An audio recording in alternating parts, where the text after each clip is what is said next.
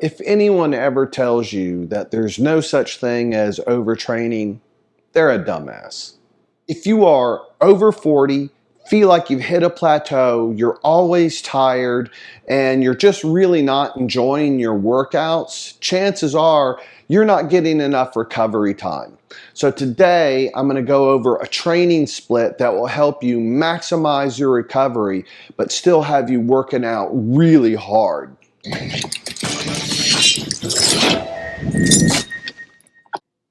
Over the past 4 years, my training style has really changed from a 5 to 6 day a week split to using high volume to a 4 day a week split using much lower volume. And as a result, I feel like I have gotten a lot stronger and I've put on more size. So after reading a lot of material from Mike Menzer and Dorian Yates and others, I really truly believe that having a more focused and intense, purposeful workout with low volume, Dorian Yates's HIIT training method, that really does work a lot better for me. I know there are high volume trainers out there, but over the course of my lifting experience, this has worked a whole lot better for me, especially as I have gotten older. And, I have to say that, Dorian Yates is my coach, and so I am a bit biased toward this method. But over the past year with him, I have seen how it really does make a difference. Here is how my 4 day a week split works. First workout is chest and biceps, and I will explain the logic and theory behind these. Second workout day is solely back. Then I take a rest day. The next day is shoulders and triceps, and day 4 is leg day. And then I have 2 days off. I use this 4 day split a lot with my older clients, who might be in their mid-30s on up. Because I truly believe that this is a better workout system for them, because I want them to get as much recovery time as possible. My workout routines are also fairly short. They're like 45 minutes to an hour and a half on leg day. Let's go over 4 key terms that you should be familiar with: agonist, antagonist, synergist, and fixator. When it comes to an exercise, the agonist is the muscle that you're working, and most people use the word prime mover. So if you're doing a dumbbell curl, the agonist or prime mover is your biceps brachii. Now the antagonist is the opposing muscle group to that prime mover. So as you lower the dumbbell down, the tricep is acting as your antagonist. The synergist is a muscle group that assists the prime mover. For example, when you're doing that dumbbell curl, the brachialis, which lays under the bicep brachii, is assisting the prime mover. And finally, we have the fixator. This is a muscle that is acting like a stabilizer. So if you're doing a dumbbell curl and you have your elbows pinned to your side, your rhomboids are stabilizing the shoulders and keeping everything in place. Here is another example. Let's talk about a bench press. So your prime mover is your pec major and pec minor and your anterior delt. The antagonists are your latissimus dorsi, the posterior head of your delts, your rear delts, and your biceps. And the stabilizers are your triceps and your serratus anterior. So let's talk about the theory of why I do the split the way I do.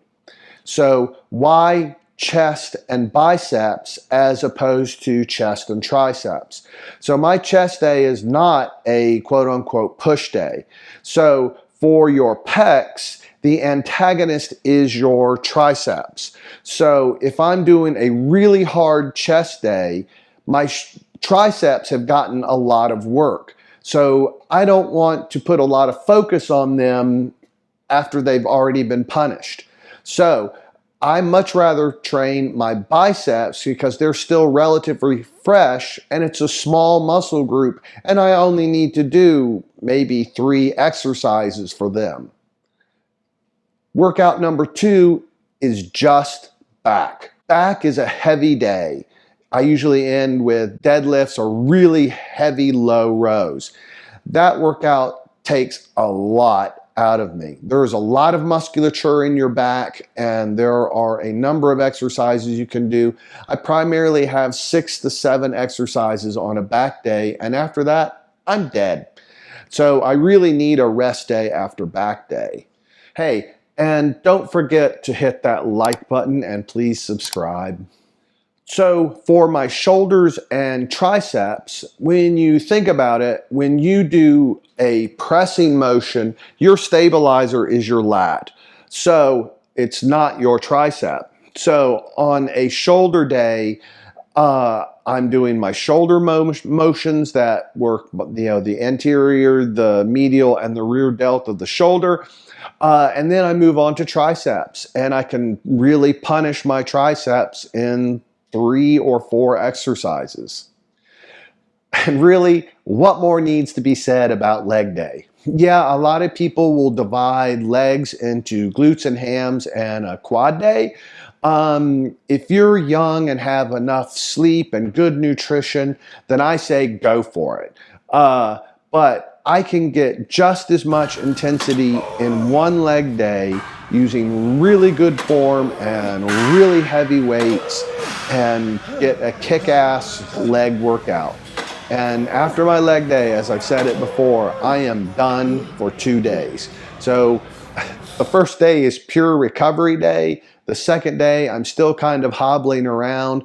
And by that, the beginning of the third day, I am really excited about being back in the gym. So having those 2 days off, my body really needs it. So I'm sure you're wondering, when am I doing abs and secondary muscles like forearms? And when am I doing my cardio?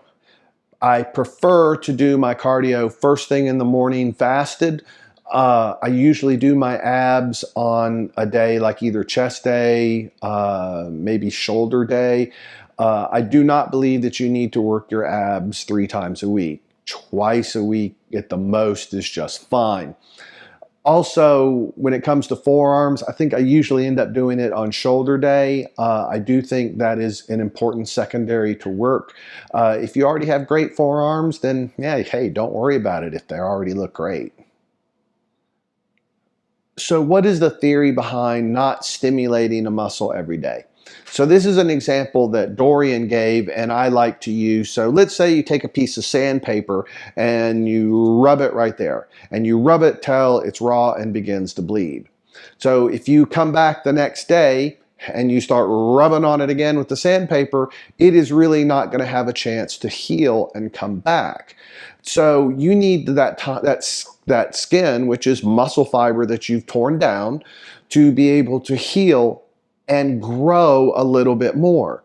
So if you come back in, 5-6 days and rub it again, now, it's not going to bleed as much, and it has a chance to grow and thicken up. Kind of like the way your calluses are on your hands. I can't emphasize enough to you about the importance of quality sleep.